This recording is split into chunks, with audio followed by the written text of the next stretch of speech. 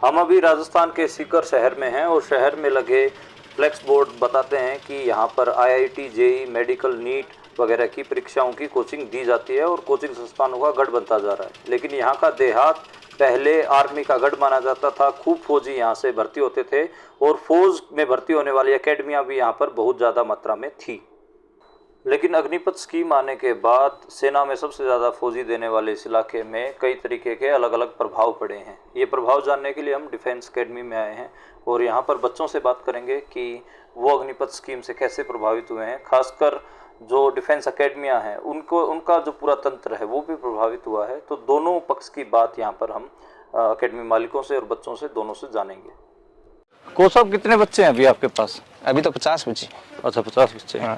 तो ये अग्निपथ की ही कर रहे हैं? हाँ हाँ। आप कब से बच्चों को ऐसे आर्मी की तैयारियां करवा रहे हैं? कब? मैं 3 साल तो इसमें हुई विवेकानंद में, 2 साल शेखावटी में किया। 2018 से करवा रहा हूँ। 2018 से? हाँ। तो जब आपने 2018 में पहली बार ऐसे ट्रेनिंग कर देना शुरू किया बच्चों को, तब कितने बच्चे होते थे? क्या अब कमी आई है ग्राउंड में?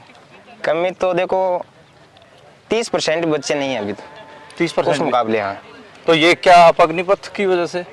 हाँ, अग्निपथ की वजह से हो रहा है सब कुछ। जैसे कि अभी आप देख रहे हो 50 बच्चे हैं और उस टाइम पे जब ये अग्निवीर नहीं थे ना, उस टाइम पे 350-400 बच्चे थे हमारे पास।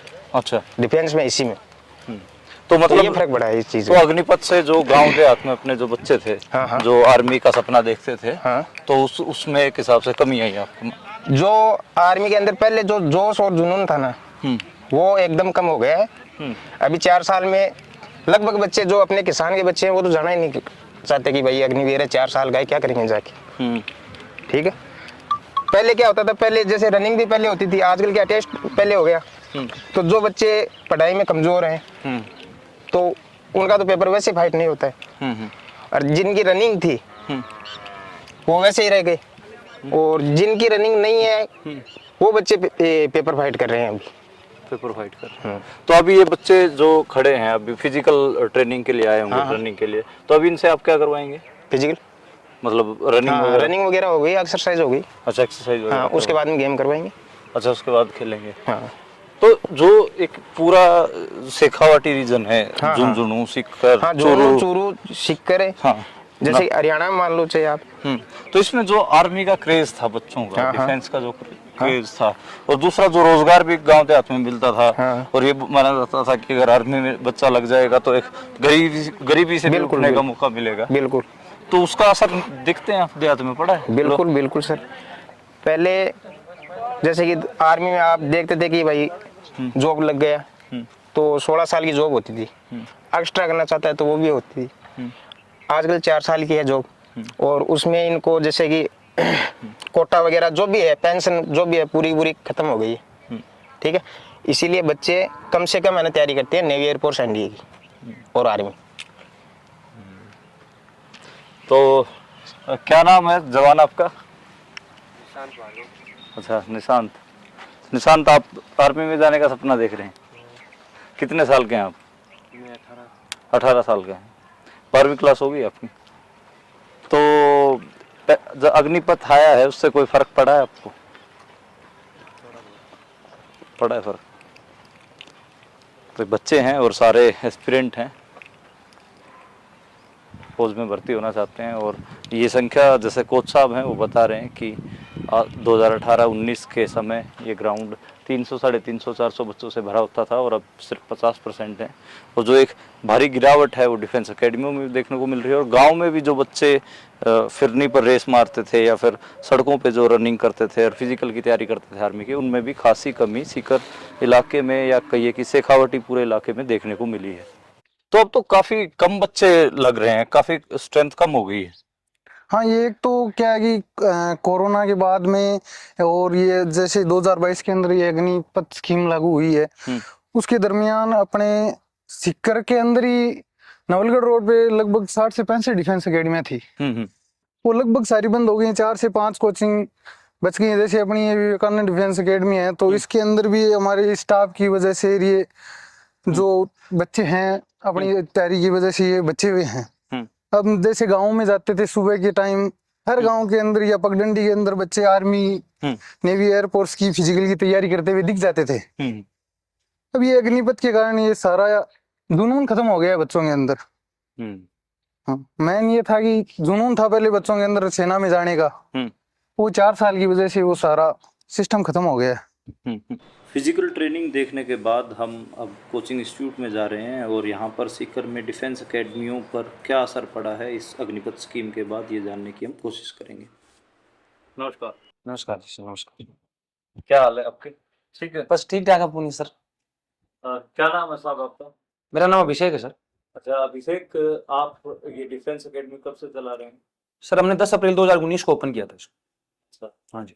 और कितनी स्ट्रेंथ थी जब आप लोगों ने ओपन किया, जब आपने शुरू किया? देखो सर, फर्स्ट बैच जो हमारा था 2019 के जब हम अप्रैल में ओपन किया था, तो सर हमारे फर्स्ट बैच में हमारे पास लगभग 950 बच्चे थे 2019 के अंदर। फिर 20 के समथिंग हमारे पास लगभग, ये मान लो कि आप दोनों बैचों के बच्चे मिला के माने तो हमारे पास लगभग 1600 बच्चे थे। उसके बाद कोविड काल आ गया। कोविड काल के अंदर क्लासेस वगैरह सारी बंद रही। फिर कोविड काल जैसे ही खत्म हुआ, बच्चों को वापस रूटीन स्टार्ट हुआ कि भाई अब भर्तियां वगैरह आएंगी, तो एक नया नाम चला टूर ऑफ ड्यूटी का। तो लगभग 7-8 महीने के दौरान वो बातें चलती रही कि टूर ऑफ ड्यूटी आएगी, पुराने तरीके से भर्तियां होंगी कि नहीं होंगी। फिर जैसे टूर ऑफ ड्यूटी आया, उसके बाद सर जैसे मान लो अपन 21 की बात करें, 22 की बात करें, 23 की बात करें, 24 की बात करें, जो बच्चों का पहले का जैसा डिफेंस का रुझान था, जो जोश था बच्चों का, वैसा अब तक हमें देखने को नहीं मिला सर। तो ये बच्चों का एक हिसाब से स्ट्रेंथ कम होना शुरू हुआ। बिल्कुल सर, 100% का। कितने बच्चे पहले डिफेंस की कोचिंग करते थे और अब क्या उसमें कितना गिरावट है? देखो सर, मैं मेरे हिसाब से बताऊं तो जैसे 2000 मतलब कोविड से पहले अपन बात करें तो डिफेंस में सीकर के अंदर लाखों, कम से कम लाख बच्चे तैयारी किया करते थे। और आप अप्रोक्सीमेट मानो तो 200 प्लस इंस्टीट्यूट थे जो डिफेंस की अलग अलग सर्विसेज की तैयारी करवाते थे। अब सीकर की हालत यह है सर, मैं और की तो बात नहीं कर रहा, लेकिन सीकर की हालत यह है, जैसे सीकर में नवलगढ़ रोड है, अपन आप ही जहां बैठे हैं वो नवलगढ़ रोड का इलाका है, वहां पे कम से कम 35 प्लस कोचिंग इंस्टीट्यूट थे जो सिर्फ ओनली फॉर डिफेंस सर्विसेज को डेडिकेटेड थे। लेकिन वर्तमान की हालत यह है कि सर यहाँ पे सिर्फ 2 या 3 इंस्टीट्यूट बचे हैं, वो भी ये मान लो कि आप स्ट्रगल के दौर में है कि कब तक बच्चे आएंगे कि नहीं आएंगे, कोचिंग चलेगा कि नहीं चलेगा, ये हालत है सर। और बच्चों की स्ट्रेंथ ये मान लो कि अब अगर उस समय लाख थे तो अब बच्चे 10,000 से भी अंडर में, 10,000 बच्चे भी है नहीं सर। और उसका कारण ये अग्निवीर, कारण ये रहा कि सर जैसे मान लो अब अग्निवीर योजना आई, सरकार ने कहा कि ये बच्चों के लिए बहुत अच्छी है। अब हम तो कोचिंग इंस्टीट्यूट वाले हैं, लेकिन जो बच्चों में जोश था जो पहले डिफेंस सर्विसेज को लेकर, पहले देखो क्या होता है सर, राजस्थान का जो इलाका शेखावाटी का इलाका, इसमें एक मेन मोटा मोटी बात ये हुआ करती थी कि जैसे ही बच्चा 12वीं पास करेगा उसको 2 ही तैयारी करनी है, नेवी एयरफोर्स की, आर्मी की, बस।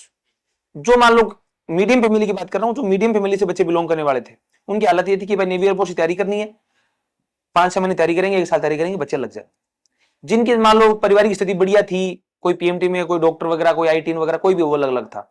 लेकिन जो बच्चों का रुझान हुआ अग्निवीर योजना आने के बाद, वो सर ये मान लो कि आप 100% से घटकर 10% पे आ चुका वर्तमान, ये बात है।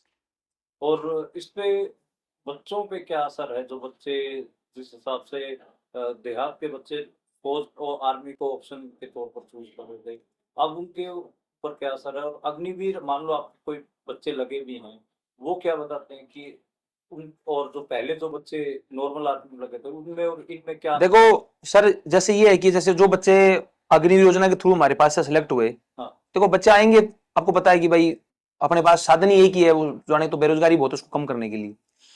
तो जो बच्चे पहले लगे थे बिना अग्निवीर के, जो अब लगे अग्निवीर में, उनमें फर्क ये आ रहा है कि सर एक तो जो अपनी पोस्ट की जो बोलते हैं ना कि रेस्पेक्ट बोलते हैं, कि वहां हमें अलग तरीके से ट्रीट किया जाता है, जो सुविधाएं थी वो बहुत सारी कम हो गई। अब बच्चों में जो जोश था कि पहले अपन आर्मी में लगेंगे, वहां अपन को ये सुविधाएं मिलेंगी, जब अपन सर्विस पूरी करके आएंगे तो अपन को यहाँ ये मिलेगा, वो सारी कम हो गई। दूसरी बात, जो उनके आप अलाउंस मान लो, कुछ भी मान लो, जो उनकी सुविधाएं थी वो कम हो गई बहुत सारी सर। बच्चे ये बताते हैं सर हमें। तो खर्चा भी तो बढ़ता है ऐसे। तो मतलब मैं किसी से बात कर रहा था तो अग्निवीर थे, वो बोले कि अब तो टिकट हमें अपने खुद पैसे से करवाना पड़ता है, बहुत सारे खर्चे होते हैं। तो जो डाटा बताया जाता है 20-21 लाख रुपए बचेंगे, मतलब वो इतना सच्चाई नहीं है। साल में आपको 1-1.5 लाख रुपए। देखो सर, वो बातें तो बाद की बातें कि कितना मिलेगा कि नहीं मिलेगा। जैसे अभी एक बैच अभी पूरा होगा, अग्निवीर का पहला बैच अभी अगले वर्ष जनवरी के समथिंग पूरा हो जाएगा, तब तो वो बातें तो सारी वहां से निकल के आएंगी। लेकिन जो वर्तमान की बात, जैसे मान लो बेसिक ट्रेनिंग चलती है उनकी, 9 महीने की ट्रेनिंग होती है, 6 महीने की प्रोफेशनल, 3 महीने की बेसिक ट्रेनिंग। अब उन ट्रेनिंग के जैसे मान लो बच्चों के ड्रेस वगैरह हो गई, वर्दी वगैरह हो गई, उनके शूज वगैरह हो गए, अप्लायंस वगैरह जो भी सुविधाएं हैं, वो बच्चों को पर्सनल खर्चे से यूज करनी पड़ती है। पहले ये था कि जो वर्दी मिलेगी, ट्रेनिंग में जो भी उनका खर्चा वगैरह होगा वो सारा गवर्नमेंट की तरफ से वहन किया जाता था। लेकिन जो वर्तमान की हालत ये है कि वो बच्चों को सारा का सारा टोटली है वो उनकी खुद सेल्फ से करना पड़ता है। और देहात की रूरल इकोनॉमी पे क्या सब देखते हैं? जैसे ये माना जाता था कि जो ग्रामीण गरीब है, जो ग्रामीण गरीब का बच्चा सपना देखता था कि ये मेरा अपवर्ड मोबिलिटी का साधन हो सकता है, यानी कि मेरा एक स्तर ऊपर उठ जाएगा अगर मैं आर्मी में जाऊंगा। अब देखो सर, जैसे मैं शेखावाटी की बात करूं, जैसे चूरू, झुंझुनू, सीकर, इनकी जो ग्रामीण देहात की जो लोग थे, उनका आप बता रहे हो जैसे एक ही सपना होता था कि डिफेंस सर्विसेज में जाना। क्योंकि देखो शॉर्ट टर्म तैयारी होती है, जो मध्यम परिवार के लोग होते हैं उनके लिए वो वहनी भी होता है कि भाई वो आराम से तैयारी वारी करवा सकते हैं, उसकी उसमें कोई ज्यादा खर्चा भी नहीं आता। लेकिन जो वर्तमान के हालात हैं, वो सबसे ज्यादा अगर किसी पे प्रभाव पड़ा है तो वो रूरल सोसाइटी पे पड़ा है, ग्रामीण इलाकों पे। क्योंकि जो गांव देहात के जो लोग थे, बच्चे थे, वही तैयारी किया करते थे। अब हम जैसे यहाँ हमारे पास इंक्वायरी वगैरह आती है एडमिशन वगैरह की, तो पहले अगर शो आया करती तो वर्तमान में सर 10 से कम आ रही इंक्वायरी की हालात।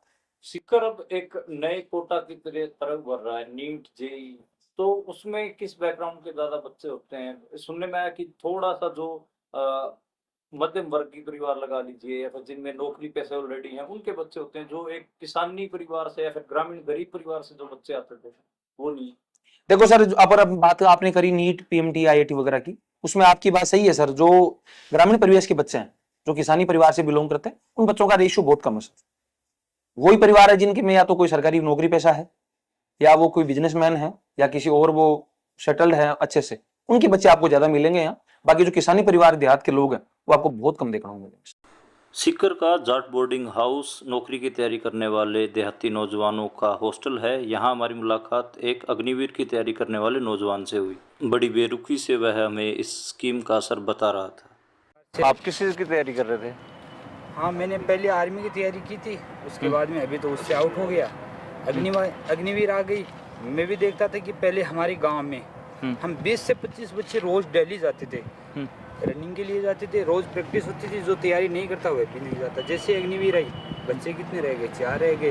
वह डिफेंस में आते हैं, पहले पेपर की तैयारी करते हैं, रनिंग होती है या नहीं होती उससे बात ही नहीं है। बात ये रही कि अग्निवीर में कोई क्यों जाना चाहेगा?